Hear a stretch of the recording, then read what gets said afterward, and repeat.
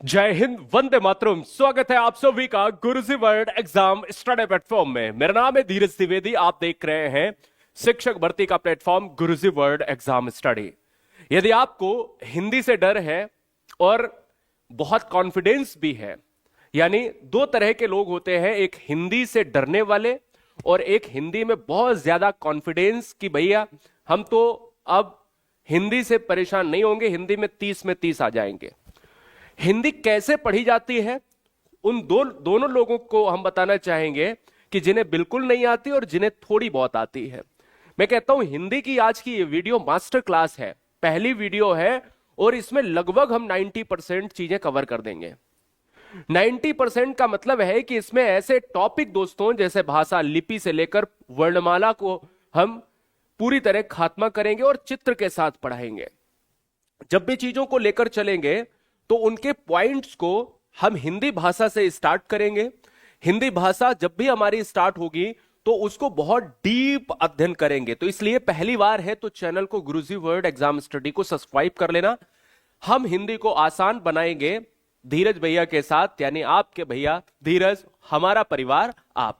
चलिए स्टार्ट करता हूं दोस्तों गुरुजी वर्ल्ड एग्जाम स्टडी की ये ब्रह्मास्त्र क्लास।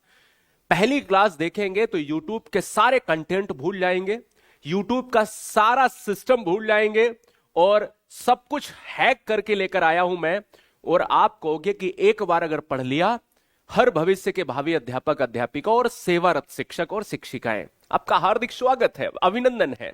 चलिए देखो स्टार्ट करता हूं, एक एक चीज को स्टार्ट करूंगा। उससे पहले बता दूं कि गारंटी से यदि आपको यूपी टेट एग्जाम को क्रैक करना है तो आप paper 1, paper 2, paper 1 and 2 join कर लो। ये केवल ट्रांजैक्शन फीस है। Complete subject, complete team, complete book notes और कंप्लीट टेस्ट सीरीज, हर वीडियो के साथ पीडीएफ नोट्स अटैच है। एप्लीकेशन गुरुजी वर्ल्ड डाउनलोड करना है, रजिस्टर करना है और पेड बैच में जाके अपने कोर्स को खरीद कर पढ़ना शुरू कर देना है। बस इतना, ये दिया 9628238404 नंबर। अब हम चीजें बढ़ते हैं, अपने पहले कदम को, पहले स्टेप को बढ़ाते हैं हिंदी भाषा में। अब अगर देखो कंसंट्रेशन के साथ बैठ जाना, एक पेन एक कॉपी ले लेना, बस कुछ चीजें हैं स्टार लगा के लिखते जाना, दोबारा चीजों को कतई पढ़ना ना पड़े, ठीक है ना।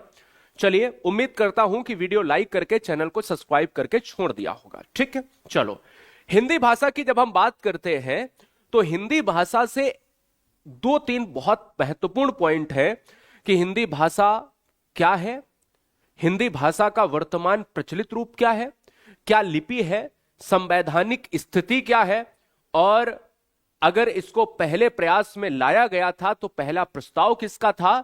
तमाम ऐसे कॉन्सेप्ट हैं, समझना बहुत जरूरी है। देखो हिंदी विश्व की एक प्रमुख भाषा है जिसको आप भारत की राजभाषा कहते हो। जब भी आप भारत की राजभाषा की बात करते हो तो संविधान की जब हम बात करते हैं तो दोस्तों एक ऐसी तिथि है जिसको कहा जाता है 24 सितंबर 1900, बताइए 14 सितंबर 1949। एक ऐसी तिथि है जहां पर संविधान ने क्या हमें दिया, एक हिंदी दी। और संविधान में जो हिंदी है वो कई बार लोगों को लगता है कि यह एक राष्ट्रभाषा है। जी नहीं, संविधान में, भारतीय संविधान में जो हिंदी है वो एक राष्ट्रभाषा ना होकर राजभाषा है। ध्यान रखिएगा दोस्तों, ऐसा पॉइंट जब पूछा जाता है परीक्षा में तो हम भयभीत हो जाते हैं कि राष्ट्रभाषा लगाएं। कल एग्जाम में जब क्वेश्चन बनेगा तो भी वहां पर ऑप्शन में राष्ट्रभाषा होगा। तो याद रखना है कि हिंदी क्या है या हिंदी की भारत में स्थिति क्या है। तो ऑफिशियल लैंग्वेज ऑफ इंडिया है दोस्तों भारत में हिंदी।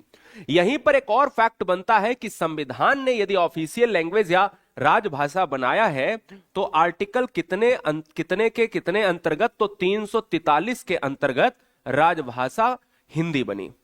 अब देखो दूसरा पॉइंट जब पढ़ते हैं तो पता चलता है कि हिंदी भाषा का वर्णन भारतीय संविधान के भाग 17 में हुआ है, 8वीं अनुसूची में हुआ है। ध्यान दीजिए 8वीं अनुसूची क्यों, क्योंकि 8वीं अनुसूची में ही 22 भाषाएं उल्लेखित हैं। मेरी बात को समझ गए, 22 भाषाओं में हिंदी आती है। अब आप कहोगे कि सर आपने यहां तो 343 लिखा है लेकिन यहां आपने 343 से 351 लिखा है। दोस्तों याद रखिएगा कि हिंदी का जिक्र 343 से संविधान में 351 तक है। बात को समझ गए। लेकिन 343 में कुछ और है, 344 में कुछ और है ना। ऐसे ही आपका 45 46 से लेकर 51 में कुछ और है। समझने की कोशिश करो। अगर पहला क्वेश्चन ये पूछा जाए कि हिंदी राजभाषा किस आर्टिकल के तहत है संविधान में, तो 343 के अंतर्गत है। बोलो क्लियर। संविधान में हिंदी का जिक्र कहां से लेकर कहां तक है, तो 343 से 351 तक है। तो मैंने अभी 2 से 3 चीजें क्लियर की हैं। क्या आपको पता है? जरा एक बार देख लेते हैं। भारत में राजभाषा क्या है? हिंदी है।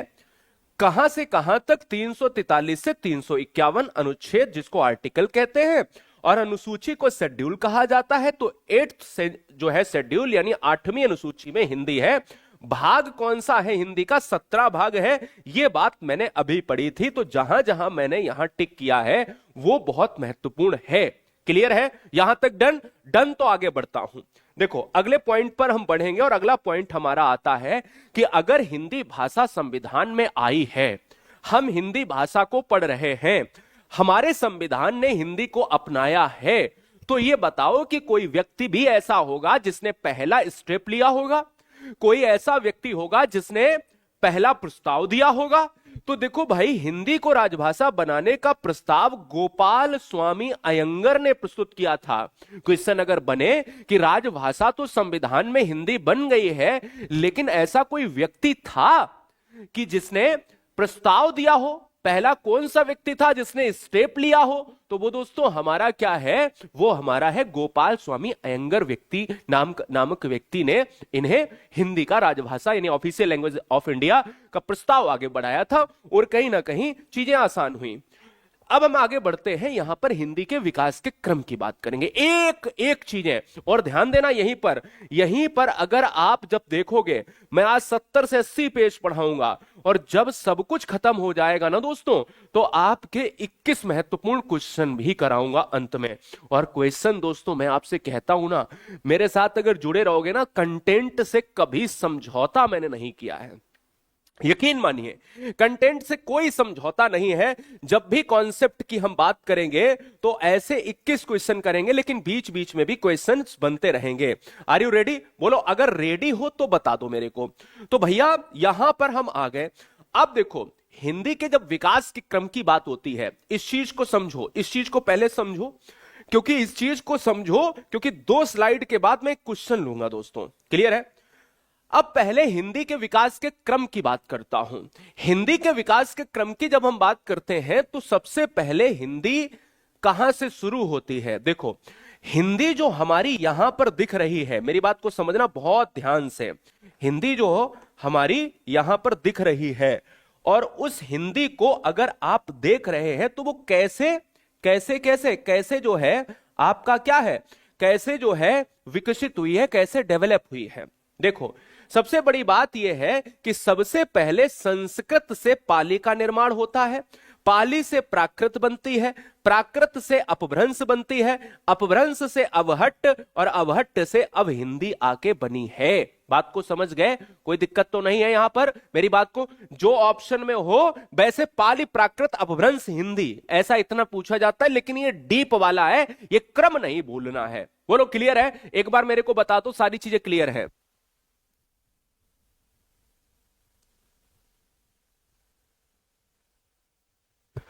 ओके, अब देखो, एक देवनागरी लिपि का विकास क्रम है। देवनागरी लिपि का विकास क्रम है। एक हिंदी का विकास क्रम मैंने पढ़ाया और एक देवनागरी लिपि का विकास क्रम पढ़ाया है ना, पढ़ा रहा हूं। तो देवनागरी को समझो, ब्राह्मी लिपि, जैसे हम कहते हैं ना हिंदी की लिपि क्या है, तो आप कहते हो देवनागरी। जैसे हम पढ़ते हैं कि भाषा हिंदी कैसे बनी, इनके पूर्वजों से बनी, संस्कृत से पाली, पाली से प्राकृत, प्राकृत से जो है अपभ्रंश, अपभ्रंश से अवहट्ट, और अवहट्ट से हिंदी। ऐसे ही जो हिंदी की लिपि है वो देवनागरी।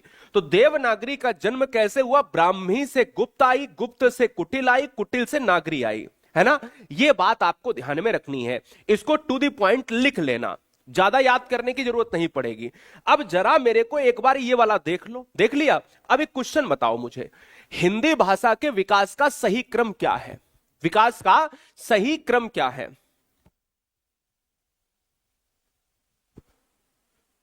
बताओ विकास का सही क्रम बताओ।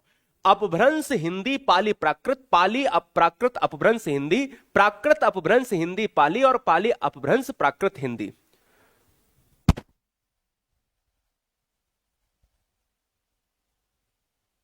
ठीक, बहुत बढ़िया, बहुत सुंदर। कॉपी पेस्ट नहीं करेंगे, चलिए बताइए, कॉपी पेस्ट नहीं करेंगे, यहां पर पॉइंट की बात करेंगे। तो पाली प्राकृत अपभ्रंश हिंदी वाला मार देंगे कि नहीं मार देंगे? अब ये ना कहना कि सर आप संस्कृत भी बताए थे। मैं आपसे ये कहता हूं कि जो ऑप्शन में नहीं है वो नहीं लेंगे। ध्यान दो, पाली प्राकृत अपभ्रंश हिंदी, यही तो है ऑप्शन में। अब हट, ये क्रम नहीं होना चाहिए कि ऊपर नीचे वाला ऊपर चला गया। बात को समझ गए ना? संस्कृत नहीं है, छोड़ दो। पाली भी नहीं होता तो यहां से ले लेते। बात को समझ गए? हम यहां से छोड़ सकते हैं, लेकिन यह नहीं है कि नीचे वाला ऊपर चला जाए, उल्टा नहीं करना है। तो पाली प्राकृत अपभ्रंश हिंदी हमने देखा तो क्या है? पाली प्राकृत अपभ्रंश हिंदी, चूंकि हिंदी का विकास क्रम वर्तमान में चल रहा है और ऐसे चला था, हिंदी के बाद पाली नहीं आता है। ऐसे ही दोस्तों हिंदी की बात करें, पाली अपभ्रंश नहीं है, नहीं तो यहां गड़बड़ हो जाएगा। अब पॉइंट पर आते हैं, प्रमुख भाषा एवं उनकी लिपियां। जैसे अभी हम लिपि की बात कर रहे थे, तो आपको ध्यान ये रखना है प्यारे साथी, देखो जिसको जरूरत हो, मैं ये वीडियो 4 बजे लूंगा आपको, यानी कभी कभी अगर बाई चांस जो है डिले हो जाए कोई दिक्कत नहीं। प्लेलिस्ट हमने एक बना दी है जिसकी ये पहली वीडियो है। ध्यान रखना प्यारे साथी, मैंने आपसे वादा किया है कि एग्जाम तक पूरी चीजें कंप्लीट करके आपका भैया धीरज देगा, ठीक है ना? तो इसलिए प्लेलिस्ट, जैसे कभी कोई वीडियो नहीं मिल रही तो प्लेलिस्ट में जाके देख लेना है सारी videos, part 1, part 2, part 3, part 4। ये वीडियो धमाकेदार है, इससे बहुत सारी चीजें कवर हो जाएंगी। तो आपको याद रखना, जिसका लिंक भी मैं नीचे दे दूंगा, ठीक है? क्लियर है ना? जैसे सीडीपी की बात करेंगे, जैसे सारी चीजों की बात करेंगे, तो उन सभी का टाइमिंग जो है यहां पर अलग हटाकर हिंदी का शाम के 4 बजे। क्लियर है? यह बात ध्यान में रखना है। या कभी भूल गए तो Hindi by Dheeraj sir playlist UP TET ऐसे सर्च कर लोगे तो भी आ जाएगी। चलो हिंदी की बात करें तो ये लिपि जो है वो देवनागरी में, यानी हिंदी की लिपि देवनागरी लिपि है। उर्दू को फारसी लिपि में लिखा जाता है, अंग्रेजी को रोमन लिपि में लिखा जाता है, नेपाली को देवनागरी लिपि में लिखा जाता है, पंजाबी को गुरमुखी लिपि में लिखा जाता है। बोलो यहां तक क्लियर हो गया कि नहीं? अब मेरी बात को समझने की कोशिश करो। लिपियां सारी भाषाएं हैं। अब देखो, एक भाषा को या एक लिपि से कई भाषाएं भी हो सकती हैं। जैसे हिंदी को भी देवनागरी से लिखा जा सकता है, ऐसे ही नेपाली को भी देवनागरी से लिखा जा सकता है। क्लियर है? तो एक लिपि की कई भाषाएं हो सकती हैं। तो ये सारी चीजें महत्वपूर्ण है परीक्षा के लिए। अब हम कहते हैं कि चलो बार बार देवनागरी आ रहा है, देवनागरी आ रहा। अभी हम वर्णमाला पर चलेंगे, जहां मजा आ जाएगा, जहां ओत प्रोत कर देंगे आपको, पढ़ा पढ़ा के ऐसे मजा आएगा। देखो भैया, समस्या क्या है कि कई बार हमें लगता है कि हम ऊपरी तौर पर सीख लें कि हिंदी की लिपि देवनागरी है, बात खत्म। अरे समझो पहले डिटेल अध्ययन।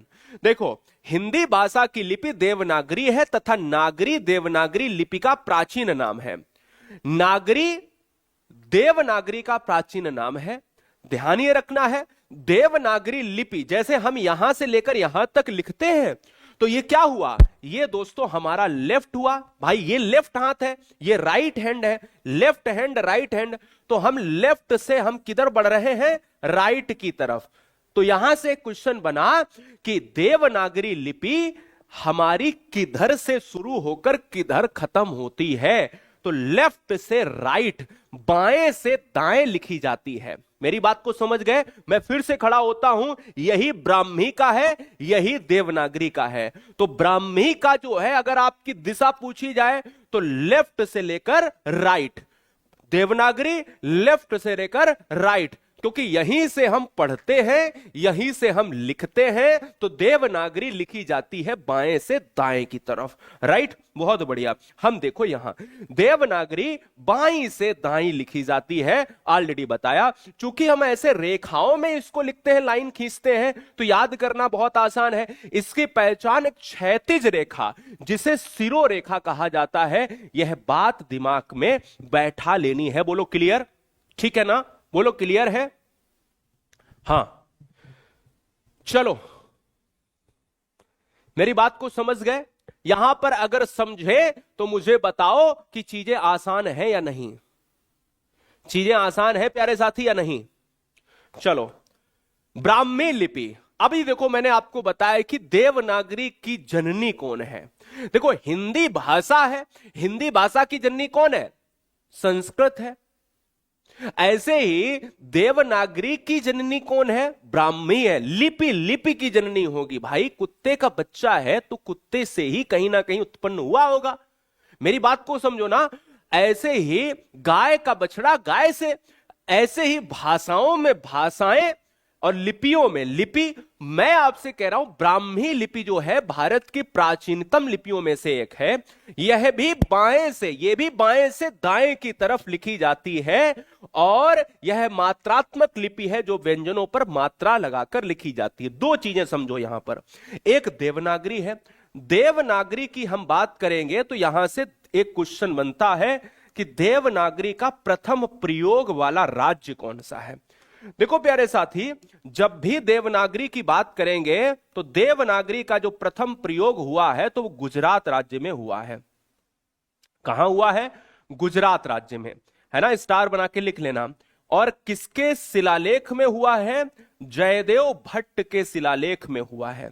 जयदेव भट्ट के शिलालेख में दोस्तों, यह जो है शिलालेख में प्रथम प्रयोग, ठीक है ना। देवनागरी का पहला प्रयोग देखा जाता है जयदेव भट्ट के शिलालेख में। बोलो, क्लियर है? समस्या तो खत्म हो गई। यहां पर कोई दिक्कत है? लेकिन अगर पूछा जाए कि ब्राह्मी लिपि का सबसे पहला प्रयोग किस शिलालेख में, तो इसका जो प्रयोग है दोस्तों, इसका प्रयोग जो है अशोक के शिलालेख में।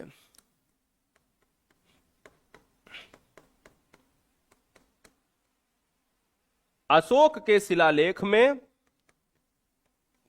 प्रथम प्रयोग, ठीक है ना। तो ये ब्राह्मी की हम बात कर रहे हैं और जब हम यहां की बात करते हैं, देवनागरी की हम बात करते हैं, तो हमें यह प्राप्त होता है। राइट, यहां तक याद रखो, जयदेव भट्ट और दैट इज अशोका, यानी अशोक के शिलालेख में। हिंदी से अगर मैंने अभी इतना पढ़ा है तो हिंदी से 3 से 4 पॉइंट और जान लेने चाहिए। पहला पॉइंट यह है कि हिंदी अपने वर्तमान किस रूप में प्रचलित है। एग्जाम में डायरेक्ट यूपी टेट में पूछा जाने वाला क्वेश्चन है। ध्यान रखना कि अगर पूछा जाए तो हिंदी वर्तमान में किस प्रचलित रूप में है, और ऑप्शन में पता है क्या होता है? देवनागरी भी लिख देता है और लगा के जो है घोंट के देवनागरी मारा जाता है ऑप्शन में, जबकि देवनागरी लिपि है और कंफ्यूजन में डालने के लिए आपको देवनागरी लिख दिया जाता है ऑप्शन में। ध्यान रखना है, अधूरा ज्ञान खतरनाक होता है। जब भी पूछा जाएगा तो इतना याद रखना कि हिंदी वर्तमान में किस रूप में है। हिंदी वर्तमान में दोस्तों अपने किस रूप में प्रचलित है? एक खड़ी बोली में प्रचलित है। राजभाषा कौन सी है हमारे भारत की? हिंदी है। परिवार, हिंदी किस परिवार से आता है? बहुत महत्वपूर्ण है, यह भारोपी परिवार से आती है। लिपि कौन सी है? देवनागरी है। ऑलरेडी बताया, रट गया होगा। यह भारोपीय कौन सी समस्या आ गई? यह भारोपीय कौन सी समस्या आ गई? कंफ्यूजन है, कंफ्यूजन कंफ्यूजन कंफ्यूजन, बहुत सारा कंफ्यूजन। मैं कहता हूं चिंता करने की बात नहीं है। अभी सबसे पहले समझो कि संविधान में हिंदी की जब हमने बात की थी तो हमने ये पहले ही पॉइंट में बताया था कि 14 सितंबर 1949 को भारत में एक राजभाषा बनती है। आर्टिकल 343 के अंतर्गत हिंदी बनाई जाती है जैसे ऑफिशियल लैंग्वेज ऑफ इंडिया जिसे कहा गया, दैट इज हिंदी। ठीक है ना, दैट इज हिंदी। लेकिन अगर आप थोड़ा डीप में पढ़ते हो कि संविधान में हिंदी की व्यवस्था क्या है, 14 सितंबर 1949 को भारत में राजभाषा बनाई जाती है हिंदी। और याद रखना, इसी के तहत हम 14 सितंबर को हर साल हिंदी दिवस मनाते हैं। यहां 3 क्वेश्चन और बनेंगे। देखो, सबको पता है कि राजभाषा हमारी क्या है, बताइए एक बार। सबको पता है कि राजभाषा हमारी हिंदी है, लेकिन एक क्वेश्चन और बनता है, सह राजभाषा भारत की क्या है? भारत की सह राजभाषा क्या है? तो भारत की सह राजभाषा है अंग्रेजी। मेरी बात को यहीं समझ लीजिएगा, यहीं पर समझने की कोशिश कीजिए। Official language of India that is Hindi. तो ध्यान रखना है, कई बार जब यूपी में परीक्षा दे रहे होते हैं तो हम उर्दू लगा के चले आते हैं। उसका रीजन समझिएगा, क्योंकि उसका रीजन होता है ओवर कॉन्फिडेंस। और ओवर कॉन्फिडेंस क्या है? बोले सर, अरे सर आप तो बड़ा मजाक कर रहे हैं, ऐसा थोड़ी ना होता है। भैया देखो, सिंपल सी चीज जान लो, यूपी में भी 2 भाषाएं हैं। यूपी में पहली भाषा है राजकीय, जिसको कहा जाता है राजकाज की भाषा हिंदी। लेकिन यूपी की दूसरी राजकीय भाषा है उर्दू। तो यूपी में पेपर लगने का मतलब है कि 90% बच्चे, नहीं तो 50% बच्चे ऐसे होंगे जो भारत की द्वितीय भाषा, भारत की सह राजभाषा उर्दू ठोंक के चले आएंगे, क्योंकि वो यूपी भी पढ़ रहे होंगे उस समय। और यूपी में एग्जाम होने की वजह से कंफ्यूजन ही कंफ्यूजन। समझो, राजभाषा भारत की हिंदी है। हिंदी के साथ कामकाजी भाषा, जिसको सह राजभाषा, यह है official language of India that is Hindi. यह है associate language of India that is English. अंग्रेजी सारे लोग नहीं गलत करेंगे, लेकिन कुछ गलत करेंगे, ठीक। दूसरी चीज, यहां पर आपके 2 क्वेश्चन बनते हैं। एक बनता है हिंदी दिवस, एक बनता है हिंदी दिवस, और एक बनता है विश्व हिंदी दिवस। एक बनता है विश्व हिंदी दिवस। बोले सर इनमें फर्क क्या है? देखो, जब बने राष्ट्रीय हिंदी दिवस तो भी भारत की हिंदी पूछी गई, जब पूछे केवल हिंदी दिवस तो भी भारत में मनाई जाने वाली हिंदी है। तो जब हिंदी दिवस पूछे तो दोस्तों 14 सितंबर यानी बोला भारत में मनाई जाती है, और विश्व हिंदी दिवस दोस्तों 10 जनवरी को मनाई जाती है। क्लियर है? याद रखिएगा, दोनों फैक्ट बहुत महत्वपूर्ण है। क्यों? क्योंकि विश्व हिंदी दिवस 10 जनवरी को इसलिए क्योंकि पहला नागपुर सम्मेलन हुआ था, विश्व हिंदी सम्मेलन हुआ था पहला। और यह क्यों मनाया जाता है? क्योंकि संविधान ने हिंदी को अपनाया। चलिए, प्रथम विश्व हिंदी सम्मेलन कब हुआ?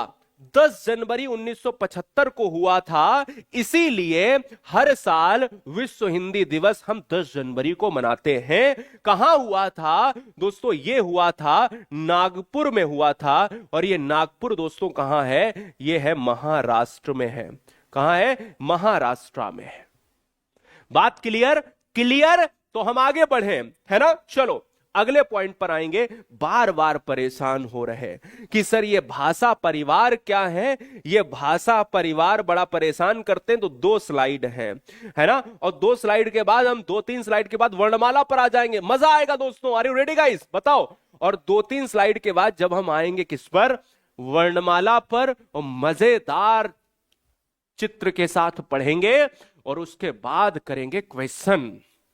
उड़ा उड़ा के धुआं मचा देना। 21 क्वेश्चन लिए लास्ट में। चलो देखता हूं। भाषा परिवार क्या है? भाषा समझ लिया, राजभाषा समझ लिया, सहराजभाषा समझ लिया, हिंदी दिवस समझ लिया, देवनागरी से लेकर ब्राह्मी से लेकर कुटिल नागरी सब कुछ समझ लिया। और हिंदी भाषा का क्रम और लिपियों का क्रम समझते समझते गाड़ी यहां तक आ गई है। कहां? परिवार पर। और परिवार पर जब बात आती है तो आन वान शान लगाते हैं। और हिंदी भाषा की बात नहीं, भाषा परिवार में 2 प्रमुख परिवार हैं।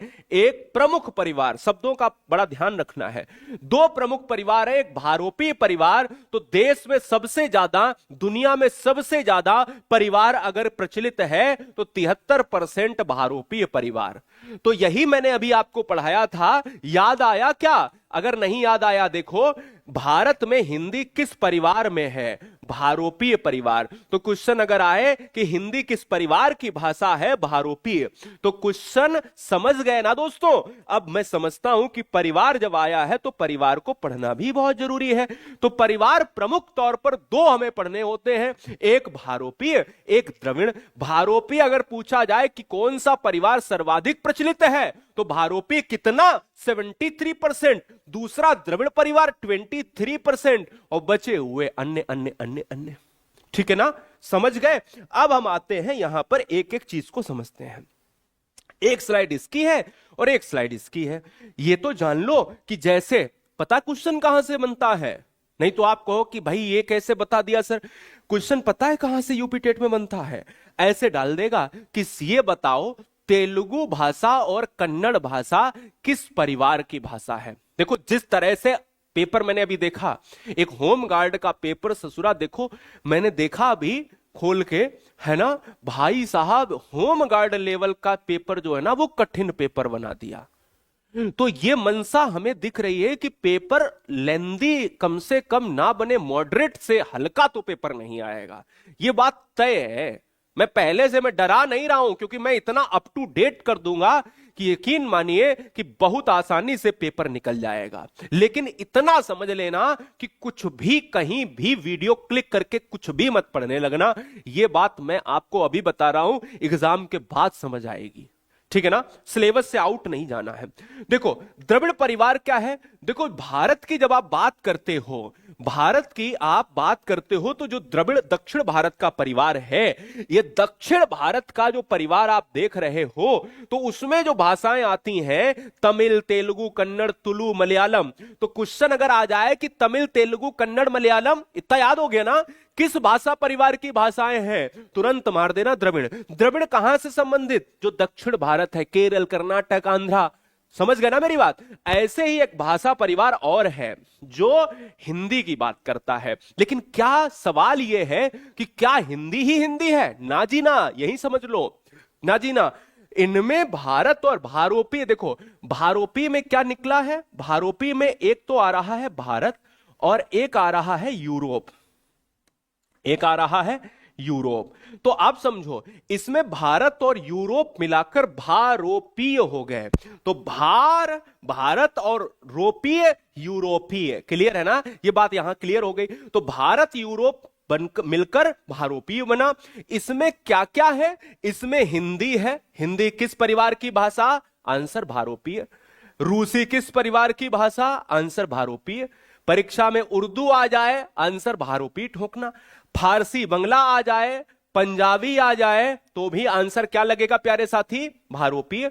जर्मन, फ्रेंच, अंग्रेजी, संस्कृत, ग्रीक इत्यादि भाषाएं आ जाएं, भारोपीय। इससे ज्यादा नहीं परीक्षा में आएगा, ये आपको यकीन दिलाता हूं।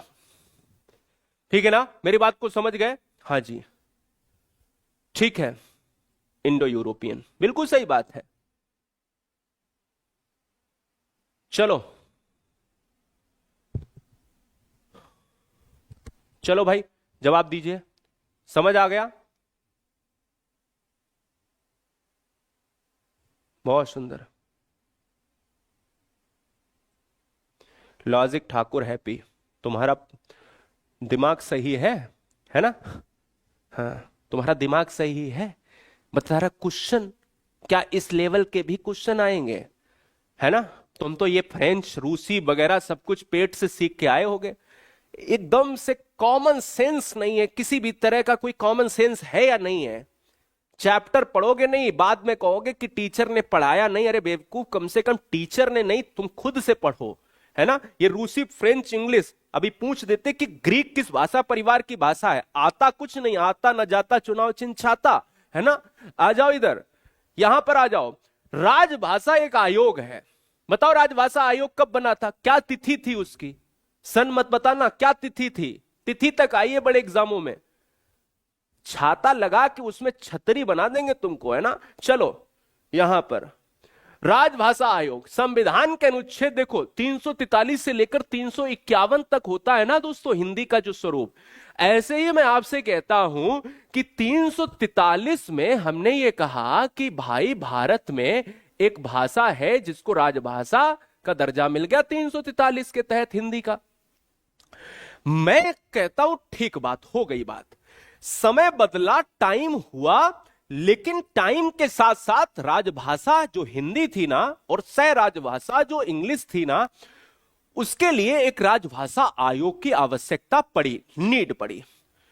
प्रश्न बनता है कि राजभाषा आयोग का आर्टिकल क्या है, कौन प्रथम अध्यक्ष रहा है। प्रश्न ऐसे बना था कि निम्नलिखित में राजभाषा आयोग का अध्यक्ष कौन था, तो पता क्या था ऑप्शन में, बाल गंगाधर खेर, बाल गंगाधर तिलक, बाल गंगाधर डॉट डॉट, सारे बाल गंगाधर डाल दिया ऑप्शन में।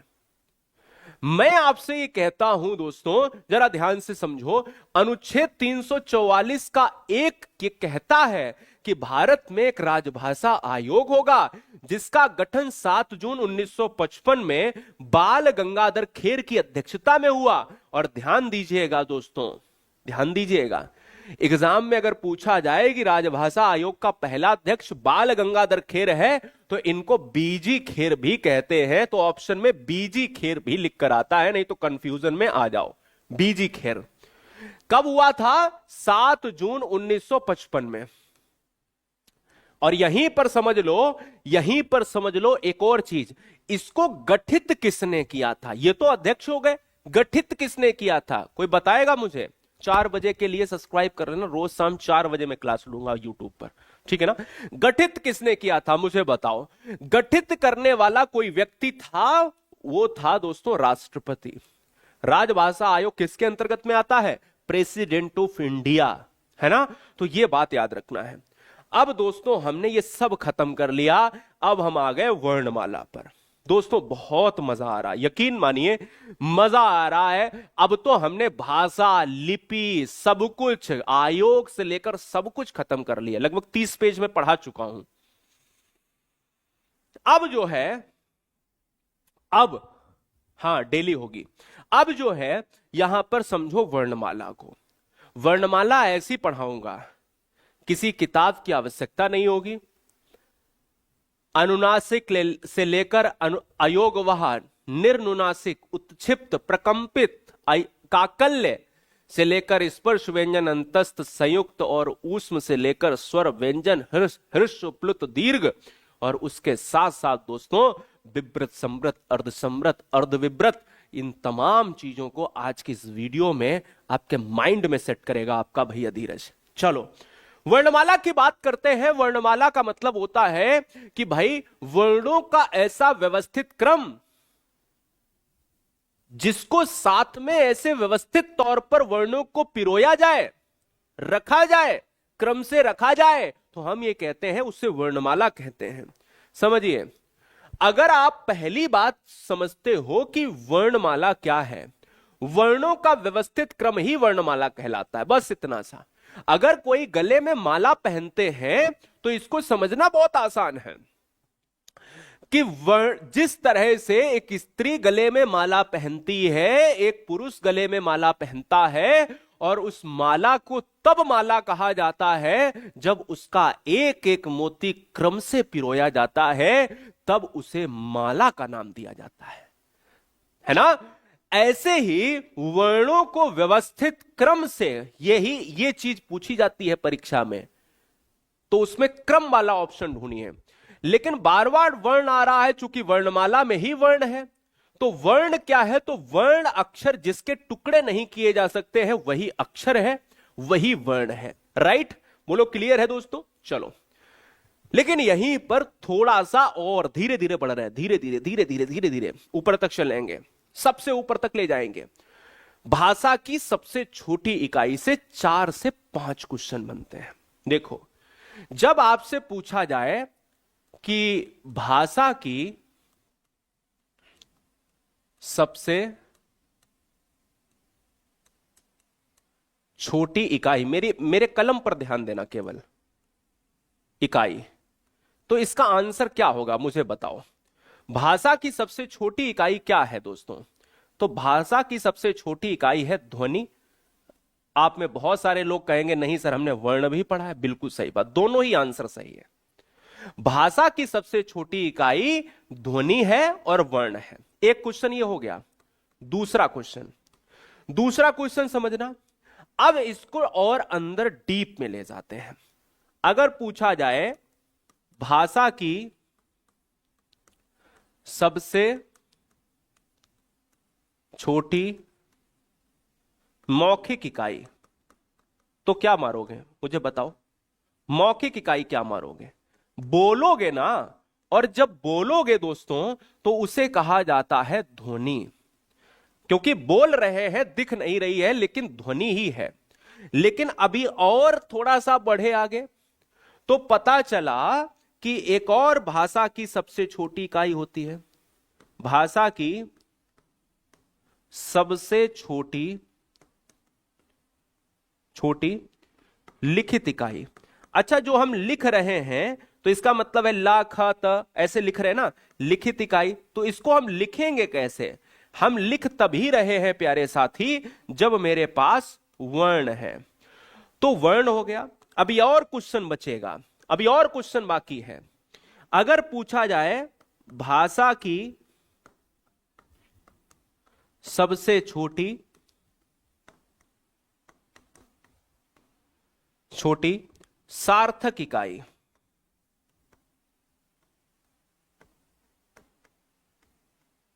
तो भाषा की सबसे छोटी सार्थक इकाई है शब्द है। लेकिन अभी और क्वेश्चन बचता है, एक और बचता है, कहता है भाषा की पूर्ण इकाई क्या है? और भाषा की पूर्ण इकाई जैसे ही आता है तो हो जाता है वाक्य। दिख रहा है ना, रेड पेन से लिख दिया। ये सारी चीजें मैंने एक साथ में लिख दी हैं, एक साथ में मैंने लिख दी हैं।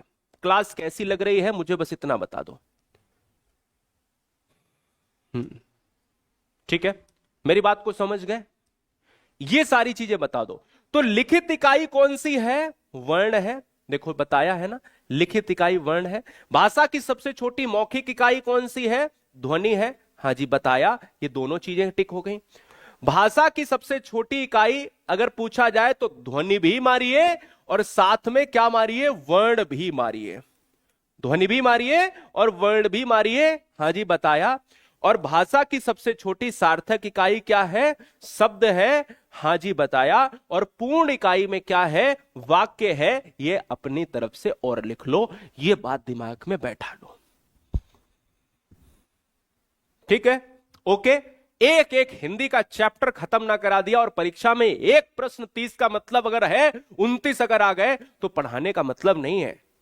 ये मैं तब कहता हूं जब अनुभव लेकर बैठा हूं, और अनुभव लेकर बैठने का मतलब मेरे अंदर अहंकार नहीं है, क्योंकि मैं आपके साथ मेहनत करने पर विश्वास करता हूं। तो मेरे साथ प्रिय परिवार एक रिक्वेस्ट आपसे है और विनम्र आग्रह और हाथ जोड़कर कि मेरे साथ 1% मेहनत कर लेना। आपके सामने वो प्लेलिस्ट दे दूंगा जो पूरे यूट्यूब के इतिहास में नहीं होगी। मैं बोलता कम हूं लेकिन करता ज्यादा हूं, क्योंकि आने वाले 15 दिन के बाद जब ये प्लेलिस्ट देखोगे ना तो सजी हुई दुल्हन जैसी दिखेगी प्लेलिस्ट। ठीक है ना? चलो आगे बढ़ेंगे। परिभाषाओं की बात करते हैं, जिसमें अब हम आते हैं स्वर और व्यंजन की बात। स्वर और व्यंजन की बात करेंगे। स्वर और व्यंजन में आता है सबसे पहले स्वर। स्वर क्या है? स्वर केवल इतना याद रखो, स्वर वो है जो स्वतंत्र है। और व्यंजन क्या है? व्यंजन क्या है? व्यंजन वो है जो स्वर की सहायता से उच्चारित होता है। इतना याद रखना। ध्यान रखिएगा कि स्वर क्या है? स्वर दोस्तों है उन ध्वनियों को कहा जाता है जिन्हें बिना किसी अन्य वर्ण की सहायता, यानी इसका मतलब यह हो गया कि जो स्वर है प्यारे साथी, क्या है? स्वर है वो स्वतंत्र है। स्वर है वो स्वतंत्र है। जो स्वर है वो स्वतंत्र है प्यारे साथी। और जो व्यंजन है ये क्या है? स्वर की सहायता से, स्वर की सहायता से उच्चारित होता है। जिन वर्णों को बोलने के लिए स्वर की सहायता लेनी पड़े उन्हें व्यंजन कहते हैं। कोई समस्या यहां पर? कोई दिक्कत बताइए। ठीक है, पेपर एक्सचेंज के लिए कॉल करना होता है, कमेंट नहीं करना होता है। ठीक है, गलती की है तो कॉल कीजिए, यहां पर क्लास चल रही है। चलो अगले पॉइंट पर बढ़ेंगे। अब स्वर आते हैं, दो चीजें हैं, कई बार एग्जाम में पढ़ लिया, अरे भैया स्वर तो 11 है और व्यंजन 33 है, आगे बढ़ जाए, है ना, इतना ही पढ़ते हैं अपन लोग। नहीं भैया, समझो, सारी चीजों को समझना है। देखो स्वर क्या है, स्वर दोस्तों है आपका, एक आ है, एक आ है, एक ई है, एक ऊ है, एक ए है, एक ओ, एक औ है, एक री है। यानी 1 2 3 4 5 6 7 8 9 10 11 दिख रहे हैं। लिखने के आधार पर स्वर कितने हैं? 11 हैं। तो लिखने के आधार पर जो स्वर हैं दोस्तों वो 11 हैं, और उच्चारण के आधार पर जो है वो केवल 10 है। क्यों है? क्योंकि 10 इसलिए है क्योंकि 11 माइनस 1 बराबर 10, और जो -1 हुआ है ये हुआ है आपका री। तो री को हम उच्चारण में प्रयोग नहीं करते हैं, इस बात के लिए हमने इसको माइनस कर दिया है। तो उच्चारण के आधार पर हम स्वरों की संख्या 10 रखते हैं, और लिखने के आधार पर हम री को साथ में लेते हैं, तो 11 हो जाते हैं। ठीक है, बोलो क्लियर।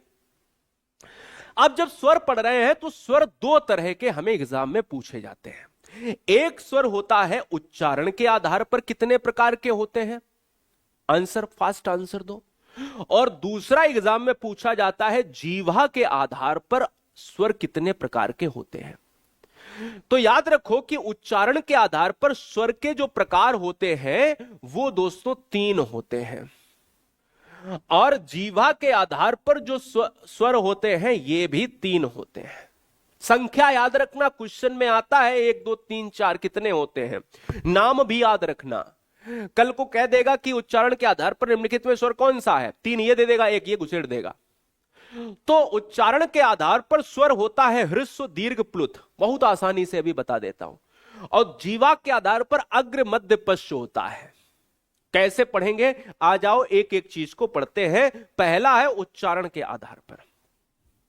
स्वरों के प्रकार उच्चारण के आधार पर है, इसको समझो पहले। देखो जो ह्रस्व दीर्घ और प्लुत है, ह्रस्व स्वर जो है, दीर्घ स्वर जो है, प्लुत स्वर जो है, ये कैसे स्वर है? ये दोस्तों है उच्चारण के आधार पर। कैसे है? उच्चारण के आधार पर।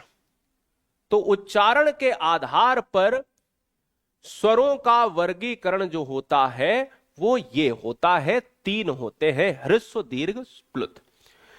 अब ये क्या है, समझने वाली बात ये है। देखो ह्रस्व स्वर उसे कहते हैं जिसमें एक मात्रा का स्वर लगता है, और दीर्घ स्वर उसे कहते हैं जो ह्रस्व से 2 मात्रा का समय लगता है, और प्लुत स्वर उसे कहते हैं जो ह्रस्व से 3 मात्रा का समय लगता है। ये मैंने क्यों लिखा है, किताब में ऐसे नहीं देता है, क्योंकि एग्जाम में डायरेक्ट पूछता है त्रिमात्रिक स्वर कौन सा है, द्विमात्रिक स्वर कौन सा है, या 2 मात्राओं वाला स्वर कौन सा है, या 1 मात्रा वाला स्वर कौन सा है। समझोगे तभी, अभी आपको पता चलेगा। देखो यानी अब इसको दूसरी भाषा में समझो, जिसमें कम समय लगे, कम ताकत लगे, वो ह्रस्व स्वर है, और जिसमें ह्रस्व से 2 गुना टाइम लगे, मात्रा लगे, वो दीर्घ है, और जिसमें ह्रस्व से 3 गुना टाइम लगे, 3 मात्राएं लगे, वो है प्लुत। समझ आ गया? जैसे समझ लो, एग्जाम में क्वेश्चन भी पूछता है कि ह्रस्व की संख्या कितनी होती है, पता है किसी को? ह्रस्व की संख्या होती है 4, यानी जिसमें केवल 1 मात्रा का समय लगे, जैसे अ, जैसे इ, जैसे उ, जैसे री। बस एग्जाम में अगर पूछेगा तो मार लोगे ना, 4 स्वर होते हैं ह्रस्व स्वर। ऐसे ही आगे दीर्घ स्वर की संख्या कितनी होती है? 7। इनमें से जो भी बड़ा है, यानी इसमें अब बड़ा, जो भी बड़ा आएगा, आ था यहां पर, अब आ जाएगा, यहां ई था, यहां पर बड़ी ई आ जाएगी, यहां ऊ था, यहां ऊ आ जाएगा, यहां दोनों ए गायब हैं, यहां पर दोनों ए आ जाएंगी, यहां पर ओ गायब हैं दोनों, यहां पर औ आ जाएंगे। बात को समझ गए? इसका मतलब 1 2 3 4 5 6 7 कॉन्सेप्ट वाइज चलो। ये है प्लुत स्वर। प्लुत स्वर जैसे एक एग्जाम्पल लेता हूं, ओम। इसका मतलब यह है, अभी आगे भी समझाऊंगा। ओम ये क्या है, कहते हैं ना जैसे यहां खड़े कोने पे है ना, और जब हम लोग मैच खेला करते थे है ना, तो किसी का भाई आता था, अब वो पूरी जब जो है घर घर से बुलाया जाता था, पूरी आवाज लगाया जाता था, ओ राजू है ना, तो पूरे फेफड़े की जब तक हवा नहीं निकल जाती थी तब तक उसका जू निकलता रहता था। और जब हम पूजा में बैठते हैं तो कहते हैं ओम, है ना। इसका मतलब यहां पर आप सब समझ गए होंगे, जब तक श्वास अंदर की नहीं निकल जाती है तब तक दोस्तों, है ना। तो इसका मतलब ये है, तो यहां पर समझने की बात क्या है, ह्रस्व की बात कर रहे हैं जहां कम समय लगता है, संख्या 4 आ ई ऊरी।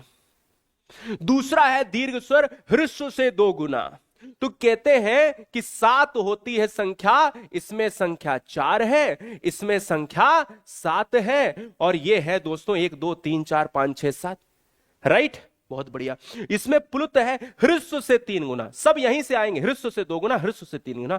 ओम, बाप रे, रोना, है ना। इसका मतलब क्या है कि वहां तक उसका जो है उसकी रिपेयरिंग कर दी गई है लौंडे की, है ना, और वो रो रही है, वैसे ही रो रही है, एकदम से जो है उसका आलाप निकल रहा है, आलाप, ठीक है ना। यही है दोस्तों, समझ गए ना प्लुत। अब आ जाओ जीव के आधार पर, अब देखो ये है ना जीवा के आधार पर स्वर, अब ये हमें फिर से 3 पढ़ने हैं।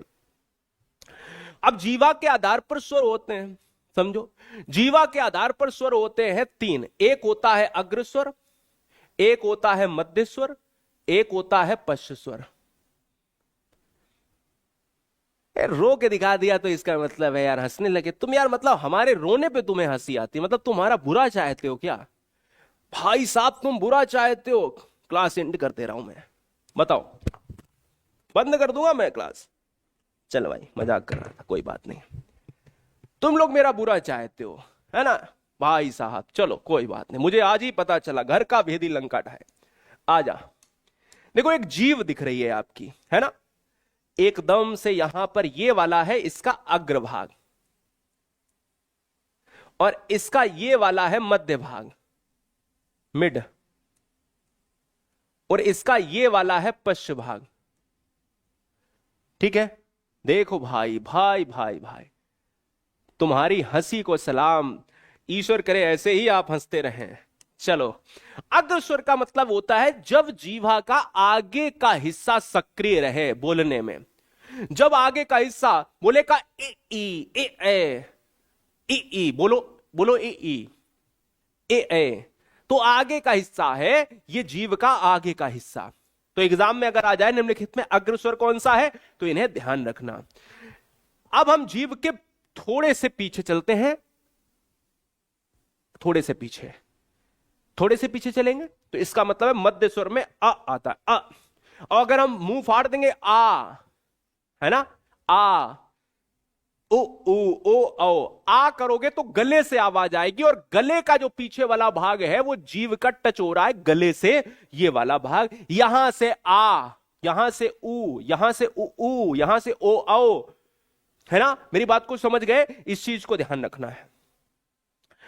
अब दोस्तों एक और इसका कठिन पार्ट और देखने को मिलेगा, फिर हम स्वरों में खत्म हो जाएंगे, यानी स्वर हमारे खत्म हो जाएंगे, क्योंकि हर चीज पढ़नी पड़ेगी, कोई भी चीज शॉर्टकट नहीं है। ये वाली स्लाइड और पढ़ लेनी है, यही स्लाइड आपको थोड़ा सा कठिन लग सकती है, ठीक है। मेरी बात को समझ गए कि नहीं?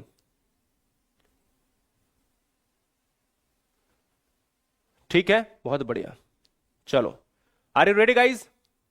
सर क्वेश्चन नहीं है क्या? देखो ना क्वेश्चन, क्वेश्चन तो अभी आने वाले हैं ना। सारे लोग क्वेश्चन के लिए रेडी हो या नहीं? देखो क्वेश्चन भी आ रहे हैं, देखो भाई क्वेश्चन भी आ रहे हैं आपके लिए, क्वेश्चन भी आ रहे हैं। आप आओ तो, आप आइए तो।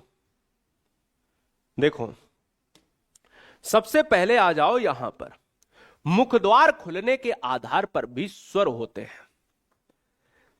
मुख द्वार खुलने के आधार पर स्वर है आपका 1 2 3 4। इसको ट्रिक से भी याद करवा देंगे, ट्रिक से याद करवाएंगे, चिंता नहीं करना। देखो एक विब्रत होता है, पहले 2 चीजें याद रखो, एक विब्रत होता है, एक समृत होता है।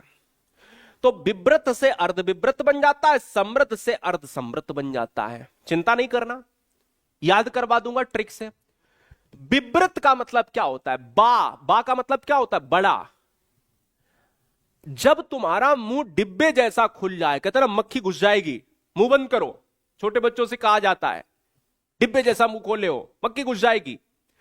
तो विव्रत का मतलब जिस मुख द्वार यानी जिन स्वरों के उच्चारण में मुख द्वार तुम्हारा बड़ा खुले, बा से विव्रत, बा से बड़ा। बिल्कुल एकदम से ट्रिक टू द पॉइंट समझाऊंगा, कतई नहीं भूलोगे।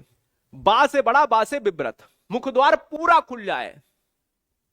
और जब मुख द्वार पूरा खुल जाए तो उन्हें कहा जाता है विव्रत। तो उसमें एक आता है तो कहते हैं आ, केवल एक ही होता है, आ होता है, याद हो गया। विव्रत का मतलब बड़ा, डब्बा जैसा। और डब्बा जैसा कब बड़ा होगा? जब तुम आ बोलोगे। बोलो, क्लियर है? बताओ, समझ गए कि नहीं? बताइए। ठीक बात, बहुत सुंदर। अर्ध विव्रत क्या है? अर्ध का मतलब क्या होता है? अर्ध का मतलब बताओ पहले क्या होता है? अर्ध का मतलब आधा होता है, और विव्रत का मतलब ऊपर बड़ा था तो आधा बड़ा। दही बड़ा वाला आधा बड़ा नहीं, दही बड़ा का छोटा भैया आधा बड़ा। मैं कृष्ण, मेरा भैया छोटा भैया कन्हैया, है ना? आ जाओ, वही वाला। तो विव्रत का मतलब है बड़ा, और अर्ध का मतलब है आधा बड़ा। और आधा बड़ा का मतलब है कि अब थोड़ा सा जो पूरा बड़ा था ना, उससे थोड़ा हम कम कर लेंगे। तो जब हम आ कर रहे थे तो पूरा था, और जब हम ए कर रहे थे तो थोड़ा खुला है, और पूरा भी नहीं खुला है, और पूरा बंद भी नहीं है। तो ए और औ ये है अर्ध विव्रत। ये हो गया, ये हो गया। अब पहले समृत समझो। समृत, समृत समझ लो, फिर अर्ध समृत समझ लेना। समृत का मतलब क्या है? देखो, जब विव्रत का मतलब बड़ा था तो समृत का मतलब सिला हुआ समझो। सा में सिला हुआ, सा से समृत, सा से सिला हुआ।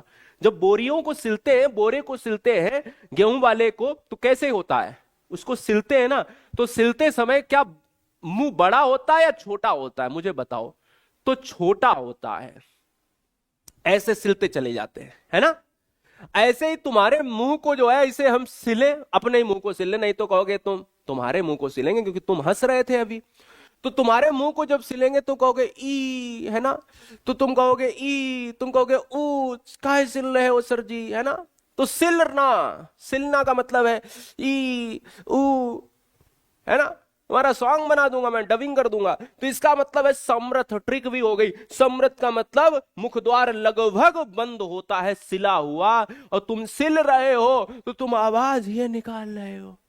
गजब हो गया, हो गया गजब। यहां भी गजब हो गया, यहां भी हो गया। यहां बचा अर्ध समृत। अर्ध समृत बचा जिन स्वरों के उच्चारण में मुखद्वार आधा बंद रहता है। ये बंद था, अब इसमें आधा बंद है, तो इसमें बचा तो केवल यहां ए औ था, ये बस इसमें एक मात्रा हटा लेनी है। खत्म हो गया भैया। हाँ जी, ठीक है ना? ओके, बहुत बढ़िया। आ जाओ, अब मेरी बात को समझने की कोशिश करो। अब हम व्यंजन पर आते हैं, और व्यंजन को पढ़ेंगे, और व्यंजन के बाद पूरे सारे व्यंजन को इसी वीडियो में पढ़ेंगे। व्यंजन को पढ़ने के बाद क्वेश्चन करेंगे। Are you ready? बहुत बढ़िया, चलो।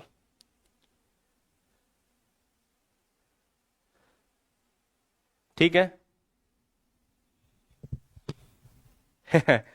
ओके, चलो। मजा नहीं आएगा क्या? मजा बिल्कुल आएगा पढ़ने में। देखो भाई, अब आ जाओ अंतस्थ व्यंजन का उच्चारण स्थान। पहली बात तो समझ लो, अंतस्थ व्यंजन छोड़ो, पहली बात तो आ जाओ यहां पर व्यंजन की बात करेंगे। पहली बात तो आ जाओ यहां पर व्यंजन की बात करेंगे, और व्यंजन में हम पॉइंट्स की बात करेंगे। तो व्यंजन मैंने कहा था कि जिन वर्णों को बोलने के लिए स्वरों की सहायता, स्वरों की आवश्यकता होती है, उन्हें व्यंजन कहते हैं। इनकी संख्या 33 होती है। ध्यान रखना, एक चीज और याद रखना है, एक विशिष्ट व्यंजन भी आया है। तो विशिष्ट व्यंजन भी आया है, तो विशिष्ट व्यंजन को हम क्या कहते हैं? ल कहा जाता है। वो कैसा बनता है? वो वो ऐसा बनता है, ठीक है ना। और इसका उच्चारण स्थान क्या होता है, एक नया जो है वर्ण अभी ऐड हुआ है, केंद्रीय हिंदी निदेशालय ने, उच्चारण जो है मूर्धन्य से होता है, ठीक है, याद रखिए। ये नया है, ये नया एक विशिष्ट व्यंजन है, ये हिंदी निदेशालय ने अभी इसको ऐड किया है। तो एग्जाम में आ जाए कि विशिष्ट व्यंजन कौन सा है, तो इस तरह का इनफाइनाइट जैसा चिन्ह है, लॉ जैसा चिन्ह है। व्यंजन के भेद, हमें व्यंजन में क्या क्या पढ़ना होता है समझिए। एक स्पर्श व्यंजन पढ़ना होता है, एक अंतस्थ व्यंजन पढ़ना होता है, एक ऊष्म व्यंजन पढ़ना होता है प्रमुख तौर पर। उसके बाद बहुत सारी चीजें हमें डिटेल्ड पढ़नी पड़ती हैं। भाई एक आपसे मेरी नाराजगी है, बोलो बोल दूं। एक नाराजगी ये है कि अगर मैं वीडियो में इतने एफर्ट डाल रहा हूं तो वीडियो को लाइक करने वाले 10% भी नहीं। एक प्यारा सा कमेंट करके छोड़ देना और लाइक करके चैनल को सब्सक्राइब कर लेना, क्योंकि मुझे आपसे और कुछ चाहिए नहीं, आपका कुछ भी नहीं चाहिए। प्यार के स्वरूप में ये दर्शाता, इससे भी कुछ मिलता नहीं है। ये दर्शाता क्या है कि जब लोग विजिट करते हैं तो पता चलता है कि ये मास्टर जो पढ़ा रहा है वो क्या इसके कंटेंट में दम है या नहीं। जैसे आप आकर्षित होते हो और मैं आपसे आकर्षित होता हूं, मुझे कुछ नहीं चाहिए, बस ये कर देना कि हां आपका जो समय आपने बहुमूल्य दिया है इसमें मुझे बता जरूर देना कि हां ये वीडियो काबिल है या नहीं। स्पर्श व्यंजन, अंतस्थ व्यंजन, ऊष्म व्यंजन, आ जाओ, इनको समझना है। अब देखिएगा, जब भी आपसे बात होती है कि स्पर्श अंतस्थ व्यंजन हमें ये सब पढ़ने हैं, तो स्पर्श व्यंजन की संख्या परीक्षा में डायरेक्ट पूछी जाती है, कितनी होती है 25। अंतस्थ व्यंजन की संख्या 4 और ऊष्म व्यंजन की संख्या 4। ये सब जानते होंगे, यारा लावा और सासा साहा, ये हैं आपके 25। वही काखा गाघा इंगिया, चाचा दाधा हुआ, टाठा डाढ़ा ना, ताथा दाधा ना, पाफा बाभा मां, यानी ये का से शुरू होकर और मां तक चलते हैं। अभी हम इसका चार्ट दिखाएंगे आपको, है ना। चलो, अब अगर मैं आपसे बात करता हूं यहां पर व्यंजन के भेद, जिसकी मैं बात कर रहा था, जो स्पर्श व्यंजन है, स्पर्श व्यंजन की संख्या मैंने 25 बताई थी, यानी का से लेकर पा वर्ग, ये है 5 वर्ग, और इसमें भी 5 आएंगे, काखा गाघा इंग, चाचा जाझा वा, टाठा डाढ़ा ना, ताथा दाधा ना, पाफा बाभा मां, है ना। तो 5, 10, 15, 20, 25 हो गए याद। अभी पूरा चार्ट दिखा दूंगा खोल के। दूसरा, अंतस्थ 4 थे, देख लो ना एक बार, अंतस्थ कितने थे, 4 थे, और ये 25 थे, गिरा दिए, ये भी 4 थे। तो आइए 4 देख लेते हैं। ये 4 थे, या रा लावा, और ये है सा सा साहा।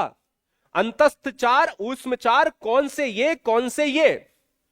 तो अगर हम आपसे बात करें कि मुखद्वार खुलने के आधार पर जो अंतस्थ हैं, इनके उच्चारण स्थान भी जान लो कि भाई देखो, या का उच्चारण स्थान है तालव्य, रा का उच्चारण स्थान है मूर्धन्य, ला का उच्चारण स्थान है दंत्य, लेकिन वा का उच्चारण स्थान है दंत्योष्ठ।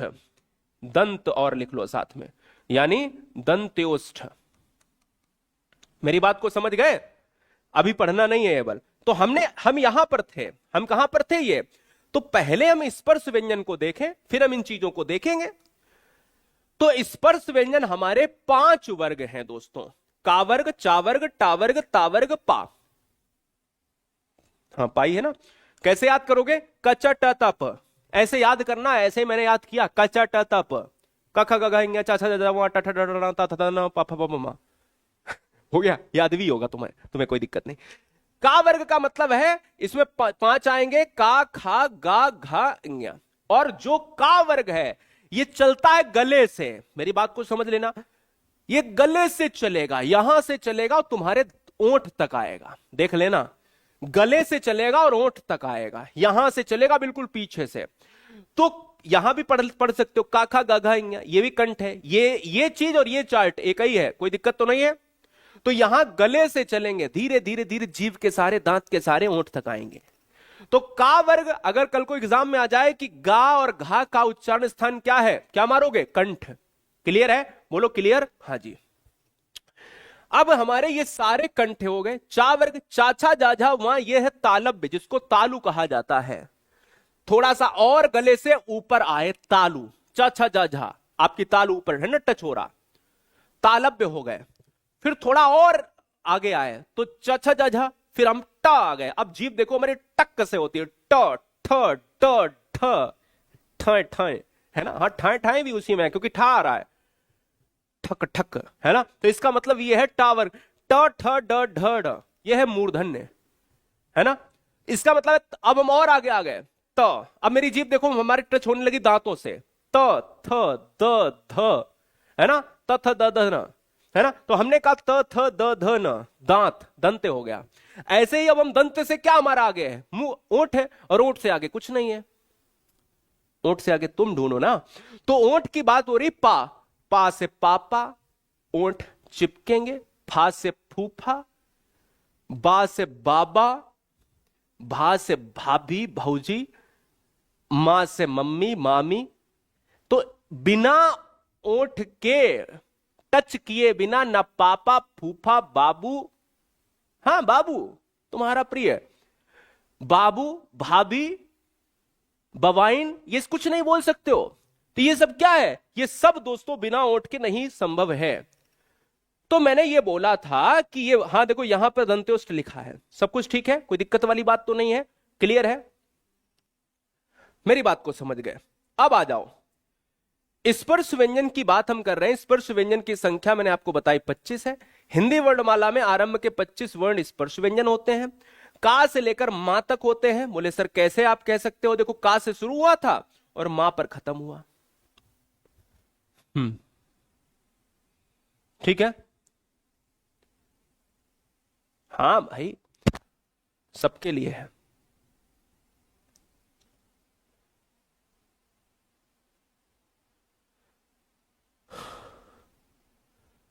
Time is 4 PM, right.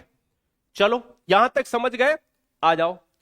अंतस्थ व्यंजन वाला ये भी हो गया, ये भी हो गया हमारा।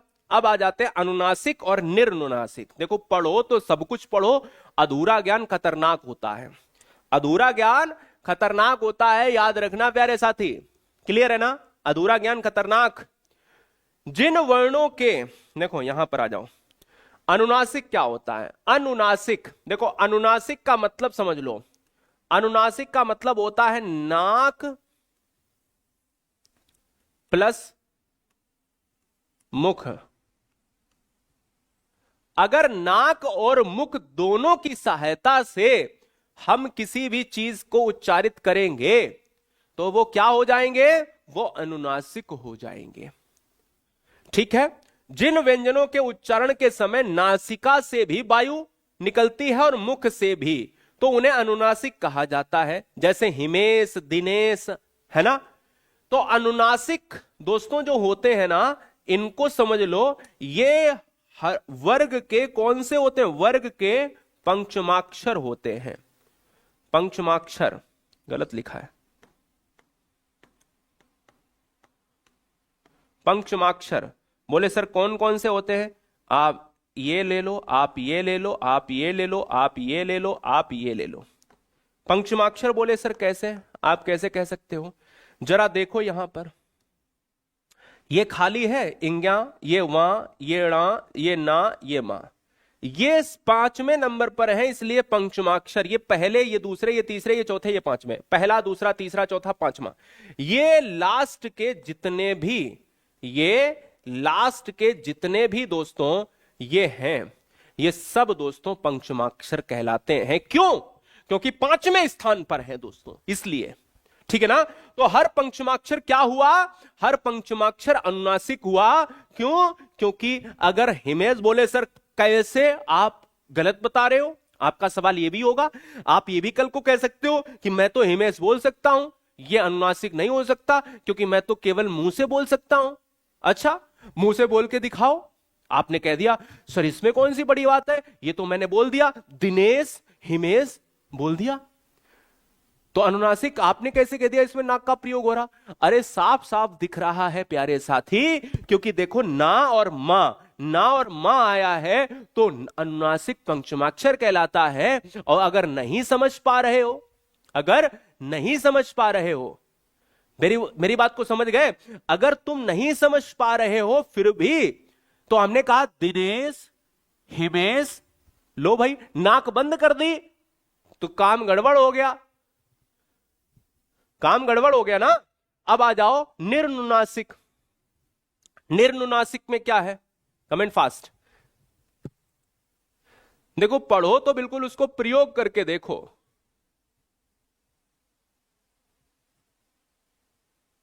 चलो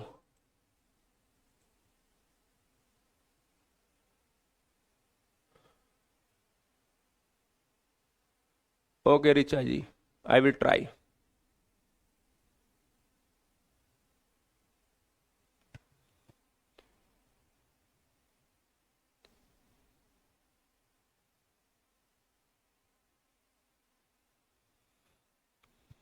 समझ गए?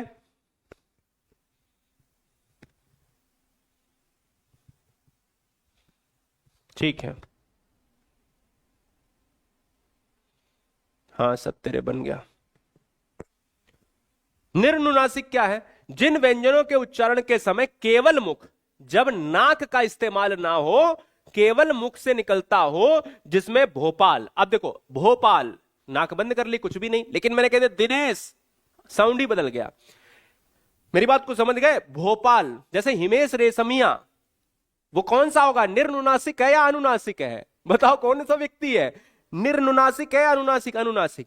जैसे मैंने कह दिया दिल्ली, दिल्ली नाक का इस्तेमाल ही नहीं है, तो नाक बंद करके भी देख लिया, नहीं है। चलो भाई, ये सारी चीजें हो गई। अब अंत में दोस्तों हम 2-3 स्लाइड और देखेंगे, फिर उसके बाद हमारे क्वेश्चंस आ रहे हैं। ठीक है, चलो तो 2-3 स्लाइड में और हम देखेंगे, फिर उसके बाद हमारे क्वेश्चंस आ रहे हैं। अब हम आते हैं अयोगवाह पर। अयोगवाह क्या है? देखो अयोगवाह से क्वेश्चन एग्जाम में बहुत बनता है। अयोगवाह से एक एग्जाम में क्वेश्चन बहुत बनता है। जो ना स्वर हो और ना ही व्यंजन, जो ना स्वर है और ना ही व्यंजन दोस्तों, उसे हम कहते हैं अयोगवाह। संख्या क्या होती है? संख्या दोस्तों 2 है, एक है अंग और एक है आहा। जिन वर्णों की गिनती ना तो स्वरों में होती है और ना ही व्यंजन में, उन्हें अयोगवाह कहते हैं। अंग और आहा दोस्तों ये होता है ना। उत्क्षिप्त व्यंजन क्या होते हैं? उत्क्षिप्त व्यंजन वो हो, इनकी संख्या 2 होती है। एक आपकी क्या है, एक आपकी ये है और एक आपकी ये है। जिन व्यंजनों का उच्चारण करते समय जीवा का अग्रभाग नोक झटके से नीचे आता है, जैसे जैसे ढ है ना, जैसे जैसे आपका ढक्कन, ढक्कन, ढक्कन है ना, पढ़ाई हड़ा है ना। तो इसका मतलब यह है कि ये सब दोस्तों आपके जो नोक है ना, ये वाली, ये ठक से आगे नीचे गिरती है। मेरी बात को समझ गए? देखो आप सभी से गुजारिश है, एक नंबर है 96 28 23 84 04। ठीक है, मेरी बात को समझ गए? हमारी सीडीपी की बुक भी आ गई है, हमने आपको बताया था सीडीपी की बुक आ चुकी है। वो आपने क्या परचेस की है या नहीं है, जल्दी से उसको भी ले ले। राइट है, हाँ उसकी लिंक डिस्क्रिप्शन में दे दूंगा मैं। तो ये क्या है 96 28 23 84 04। इस पर जो ना अपने टीचर्स बैच का कॉल करके पता कर लेना, अगर कोई हेल्पलाइन नंबर चाहिए तुमको तो ये कि हमें टीचर्स बैच ज्वाइन करना है, हम एग्जाम को क्रैक करना चाहते हैं, जिससे हमें पूरा डिटेल अध्ययन मिल जाए, सारी चीजें मिल जाए। प्रकंपित क्या होता है? प्रकंपित और पार्श्विक व्यंजन, 2 चीजें पढ़नी है, एक पार्श्विक व्यंजन पढ़ना है, एक प्रकंपित।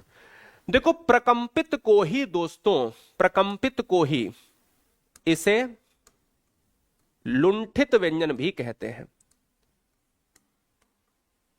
इसे क्या है? लुंठित व्यंजन भी कहते हैं। इसे लुंठित व्यंजन भी कहा जाता है। क्लियर है? लुंठित व्यंजन भी इसे हम कहते हैं। याद रखना, जिन व्यंजनों का उच्चारण करते समय जीवा में 2-3 बार कंपन होता है। लुंठित क्यों? क्योंकि जो लुढ़कता है, बचपन में गाड़ी चलाते थे ऐसे है ना, कैसे चलाते थे बताओ मेरे साथ, बोल के दिखाओ, कमेंट बॉक्स में बोलो। पागल थोड़ी ना बता रहा हूं। र का मतलब पता है क्या? र का मतलब र, र, र। इसका मतलब ये है कि बार बार मैं ऐसा कर रहा हूं तो जीभ जो है कंपित हो रही है, जीभ लुढ़क रही है अपनी जगह से। तो जीभ में जो कंपन है इसीलिए इसका नाम है प्रकंपित। कंपन की वजह से प्रकंपित, तो ये र कर रहे हैं, तो र जो है ना ये रा है। और लुंठित है, अपनी जगह से कंपित हो रही, उसे लुढ़कना कहते हैं। लुढ़कने को ही इसे लुंठित भी कहा जाता है। कल को एग्जाम में आ जाए लुंठित व्यंजन संख्या कितनी, एक जी, कौन सा, रा, है ना। तो वहां पर र नहीं मिलेगा, रा मिलेगा। यहां प्रकंपित रा। क्लियर। चलो, पार्श्विक व्यंजन क्या है, ला। पार्श्विक ला है, ला को बोलो, ला। ला जब आती है तो जीव आगे, ला जो है आता है तो जीव आगे आती है, और पार्श्व भाग लेफ्ट एंड राइट से हवा निकल जाती है। तो जिन्हें बोलते समय पार्श्व भाग से आपकी वायु का प्रक्षेप होता है वो पार्श्विक है। ये भी एक है ला। तो पार्श्विक व्यंजन एक ला, प्रकंपित और लुंठित एक रा। क्लियर, दैट इज, हाँ बहुत बढ़िया, बहुत सुंदर। चलो आगे। संयुक्त व्यंजन कितने होते हैं, चार होते हैं। संयुक्त व्यंजन चार होते हैं जिन व्यंजनों के उच्चारण दो या दो से अधिक व्यंजनों को मिलते। भाई संयुक्त का मतलब क्या होता है, मिलना। और चार होते हैं छत्रक ज्ञास्रा, ठीक है ना। ये काधन सा से बनता है, ताधन रा से बनता है, जाधन वा से बनता है, साधन रा से बनता है। आ जाओ इसको डिटेल समझ लेते हैं। ये संयुक्त व्यंजन है, छा है। इसको याद रख लेना, क्वेश्चन 100% बनेगा यूपी टेट में कि छा कैसे बनता है, बिना हलंत वाला नहीं। जब भी तोड़ते हैं तो वो हलंत में टूटता है। का धन सा बराबर छा हो जाता है, ता धन रा बराबर त्रा हो जाता है, जा धन वा बराबर ज्ञा हो जाता है, सा धन रा बराबर स्रा। ये बहुत महत्वपूर्ण है, इनको रट लेना तुरंत।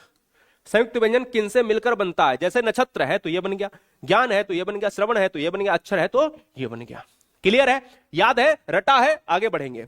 दंत्योष्ट व्यंजन, दंत्योष्ट दो होते हैं, बा होता है और फा होता है नुक्ता वाला। दांत और ओंठ के साथ मिलकर जो, अब देखो ये वाला होता है केवल ओंठ, ओष्ठ होता है, ओष्ठे होता है। और ये वाला होता है, ये होता है दंत्योष्ठ। ठीक है ना, मेरी बात को समझ गए। आगे, काकल्य वर्ण, जिन व्यंजनों का उच्चारण मुख रूप से कंठ द्वार के प्रयोग से होता है। तो काकल्य एक है, प्रकंपित एक है, लुंठित एक है और पार्श्विक एक है। कौन कौन से, काकल्य, काकल्य कौन सा है, हा है। तो जिनका उच्चारण करते समय कंठ द्वार के प्रयोग द्वारा होता है, कंठ से हा। जैसे विसर्ग है, विसर्ग का उच्चारण स्थान क्या है, हा। बात को समझे, मेरी बात को समझे प्यारे साथी। बिल्कुल सर, अगले पॉइंट पर बढ़ेंगे। और अगला पॉइंट है हमारा अंतिम पॉइंट है, 2 स्लाइड बची हुई हैं केवल, ये एक, ये एक, ये लास्ट स्लाइड है। द्वित्व व्यंजन क्या है, जब कोई व्यंजन रिपीट हो जाए, जैसे दिल्ली हो गया, बिल्ली हो गया, सत्ता हो गया, पत्ता हो गया, ताता रिपीट है, ताता, यहां लाला रिपीट है, लाला, चच्चा हो गया, मक्का हो गया, है ना, दिल्ली हो गया, टल्ली हो गया, है ना। मेरी बात को समझ गए। जब कोई व्यंजन रिपीट हो जाए उसे कहते हैं द्वित्व व्यंजन। आगत व्यंजन, जो आए हैं बाहर से उन्हें आगत कहते हैं। अरबी, अंग्रेजी आदि भाषाओं में आते हैं, जैसे जाफा, ये जो उर्दू भाषा की बात करें, जो बाहर से आए हुए हैं उन्हें आगत कहते हैं। Are you ready guys. पहला क्वेश्चन जो है एक स्लाइड में, अब हम 2 क्वेश्चन लेंगे। सारे लोग एक बार वीडियो को लाइक कर देना। ये वाली एप्लीकेशन वाली मैं क्लास दे रहा हूं, सारी चीजें एप्लीकेशन पर मिल जाएंगी, पीडीएफ से लेकर सब कुछ। ठीक है, बहुत बढ़िया।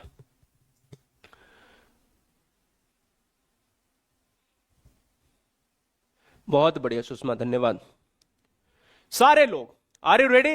एक बार सारे रेड हैंड्स भेज दो कि हम रेडी हैं सर पहले क्वेश्चन के लिए, पहले क्वेश्चन के लिए रेडी हैं। Are you ready guys. पहला क्वेश्चन एक बार देखता हूं, 21 महत्वपूर्ण क्वेश्चन देखेंगे, 20 मैं पढ़ाऊंगा, एक लास्ट का आंसर आप दोगे।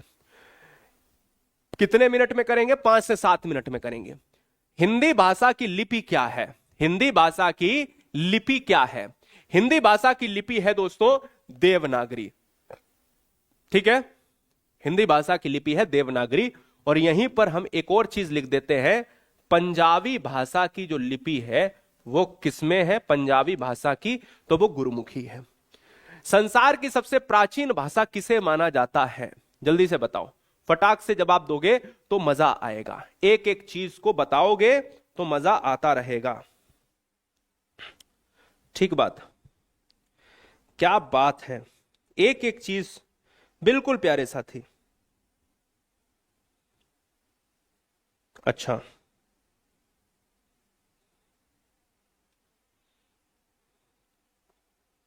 हाँ, संस्कृत तो जननी कही जाती है, तो क्या दिक्कत है? संस्कृत जब जननी है सभी भाषाओं की तो क्या दिक्कत है? रेडी? अगला, भाषा की सबसे छोटी इकाई क्या है? शब्द है, वाक्य है, वर्ण है, पद है? दूसरा। चौथा, भारतीय संविधान के किस अनुच्छेद के अनुसार हिंदी भारत की राजभाषा है? Comment fast. भाषा की सबसे छोटी इकाई, ना लिखित पूछा है ना मौखिक पूछा है।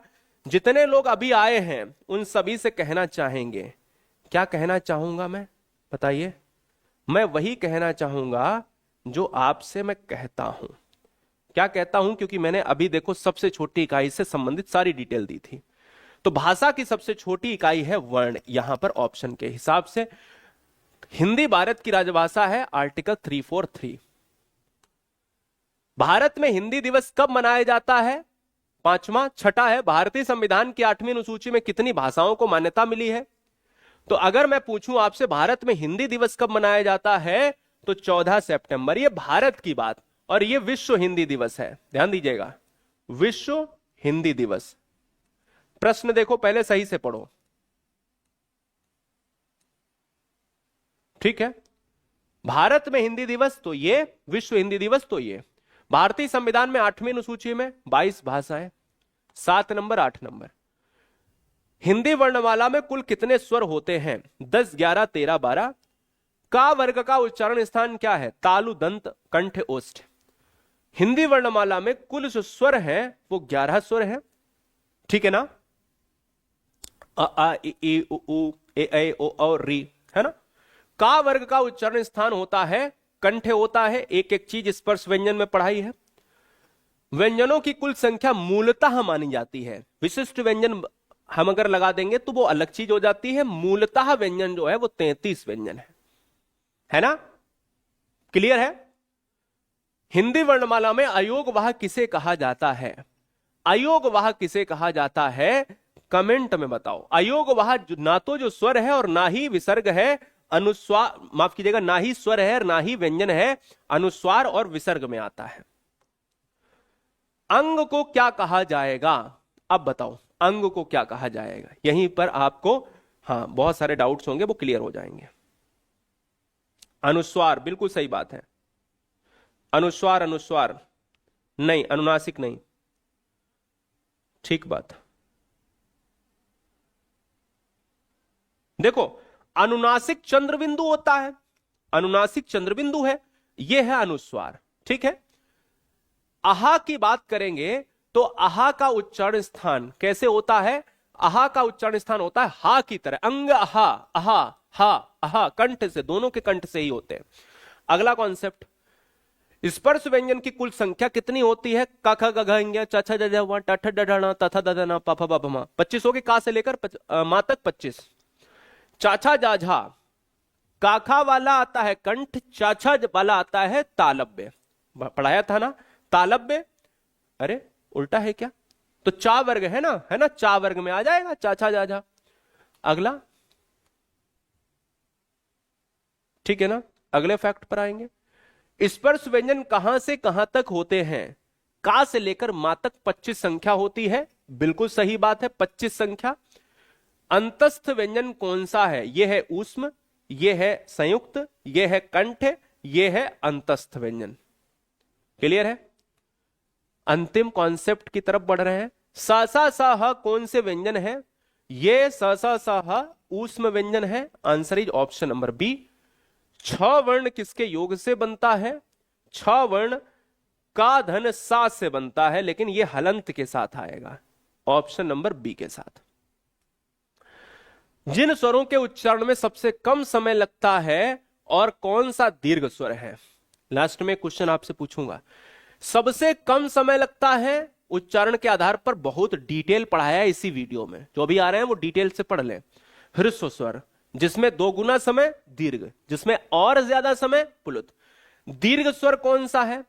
देखो, ह्रस्व स्वर की बात अगर हम करते हैं तो आ होता है, ई होता है, ऊ होता है और री होता है। दीर्घ स्वर की बात अगर हम करें तो आ होता है, ई होता है, ऊ होता है, अय होता है, अय होता है, है ना, और ओ होता है, औ होता है, 7 हो गए, 1 2 3 4 5 6 7। तो इसमें हमारा क्या है, ये बचेगा। और ये आपके लिए है HW। ओम जो है वो क्या है, वो इसी वीडियो से है। वीडियो लाइक नहीं किया, ये गलत बात है। जिसने नहीं किया उसके लिए चलो कोई नहीं, आप तो प्यार देते हैं, चाहे करके चाहे ना करके। लेकिन अभ्यास समाप्त। अपनी प्रश्न पुस्तिका का मतलब है कि जो मैंने क्वेश्चन 21 कराए हैं उसमें मुझे ये बताओ कि आपके क्वेश्चन सही कितने हैं। मेरी बात को समझ गए। दूसरी चीज, आपसे एक ही चीज मैं पूछूंगा कि क्या गुरुजी वर्ड एग्जाम स्टडी को आपने सब्सक्राइब किया।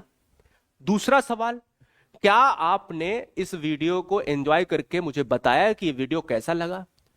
2 लिंक दूंगा मैं, एक पुस्तक की लिंक दूंगा, उसको बाई कर लेना। अभी मैं कमेंट बॉक्स में उस अपनी पुस्तक का लिंक दे देता हूं, जो सीडीपी की पूरी डिटेल्ड पुस्तक, नोट्स हमारे आ रहे हैं बहुत इंपॉर्टेंट, यूपीटेट के पूरे नोट्स आ रहे हैं, हैंड रिटन नोट्स, है ना। 5-6 दिन लगेंगे, है ना, जल्दी से आ जाएंगे, है ना, या उससे भी 2 दिन एक्स्ट्रा लग सकते हैं, लेकिन आ जाएंगे।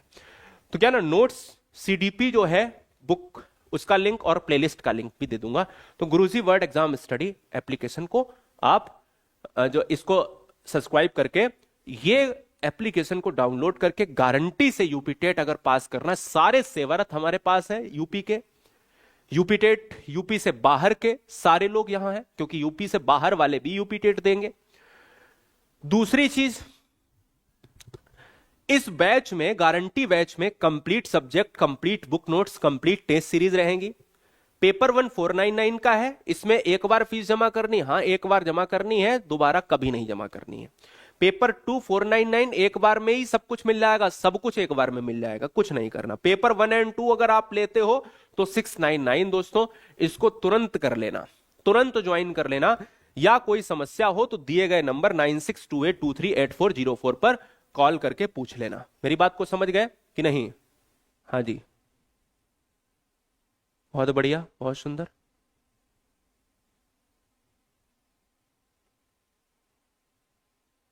ठीक है, बात को समझे ना प्यारे साथी। तो गुरुजी वर्ड एग्जाम स्टडी एप्लीकेशन को डाउनलोड करके अपनी चीजों को बेहतर बनाओ। आज की ये क्लास 1 कराई है। यूट्यूब के इतिहास में मुझे ये भी बता देना कि ऐसी पहली क्लास, मैंने तो यार 12 घंटे की क्लास ली है, तुमने मेरे को तो वहीं पे प्यार दे दिया था बहुत सारा। 12 घंटे एक ही जगह खड़े रहना, रात के 8 बजे से पूरी नाइट और सुबह 8 बजे तक। तो मुझे आपको कोई भी क्लैरिफिकेशन नहीं देना है कि मैं क्या हूं, मुझे बस इतना बता देना कि मैं पहली वीडियो, पहला धमाका लेकर आया था, ये आपको कैसा लगा, कितना आपने तैयार किया। आपको पता है मैक्सिमम से मैक्सिमम चीजें हमने इसमें कवर करनी है, मैक्सिमम से मैक्सिमम। अब इसके जो पार्ट्स आएंगे वो सभी प्लेलिस्ट में रहेंगे। शाम के 4 बजे हम इस क्लास को परमानेंट लेंगे, कभी छूट जाएगी तो बता दिया जाएगा पहले। ठीक है प्यारे साथी, मिलूंगा दोस्तों नेक्स्ट वीडियो में। तब तक के लिए आप सभी को बहुत सारा प्यार, आप सभी के माता पिता को धीरज द्विवेदी का प्रणाम इस मंच से, और जितने भी साथी हैं उन सभी से यही कहना चाहूंगा कि सारी वीडियोस देखो और सारी वीडियोस अपने मित्रों में शेयर करो। Love you guys, thank you, जय हिंद, वंदे मातरम, ख्याल रखिए अपना।